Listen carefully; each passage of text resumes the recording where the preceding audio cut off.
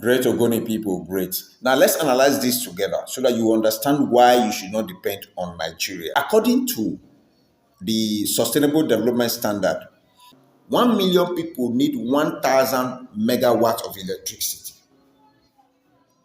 Now, let's look at Qatar. Qatar has 2.9 million people, but Qatar has 10,000 megawatts of electricity. So which means the electricity they have is 3 times what their population will need. They needed just about 2,900 megawatts, but they have 10,000, about 3 times of what they needed to have constant electricity. Okay, let's look at Ghana.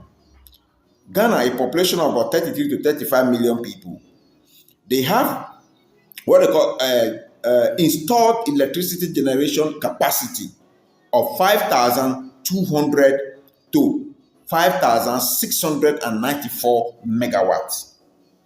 But they have what we call the dependable capacity, hovering around what they supply, 4,800 to 4,975.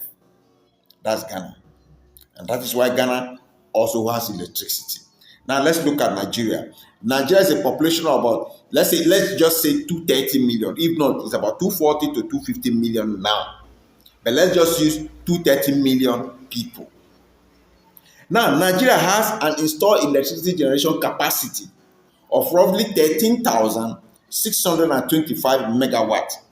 But listen, by structural constraint, because of structural constraint, it's limited to an available generation of 4,000 to 5,800 megawatts. So that's to tell you that even, oh my goodness, I'm coming. Let's go to South Africa. South Africa is a population of 63 to 64 million people. They have 58,000 to 62,000 megawatts of electricity. So which is enough for their country. America has about 1.4 million megawatts. So now let's look at Nigeria. A population of, if I use 230 million people, it means we are supposed to have about 230,000 megawatts of electricity for everybody to have light. But do you know what you have? 4,000 to 5,800. So even the supply of Ghana's electricity to its citizens is higher than the supply of Nigeria. Look at 35 million people Ghanaian. Nigeria 230 million. And you are supplying just within 4,000.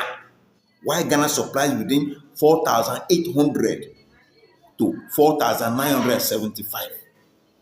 And you want to tell me that country is serious? Nigeria is serious?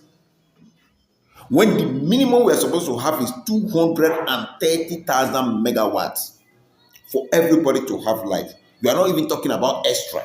Worst of all is that Nigeria supplies gas through the West African gas pipeline to all these countries for them to use for their electricity generation. Nigeria even supplies electricity to Niger, Chad, Benin Republic. Is it not a shame?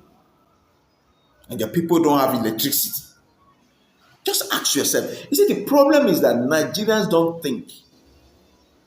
They don't think. They see their problem, but you look as if they don't see. And you think you have faith in this government. Not only from all successive governments, it has been like that they don't do anything. And they maintain that situation, and that's why generator is high. They keep importing generator and then keep electricity very low so that they were using it for campaign for you every year. When Tinubu came, when he was coming, he said he will give you constant electricity. Has he done it? No. But we still using it again to campaign. Look, if you allow people to deceive you the first time, it's understood. But for the second time, then it means something is wrong with you.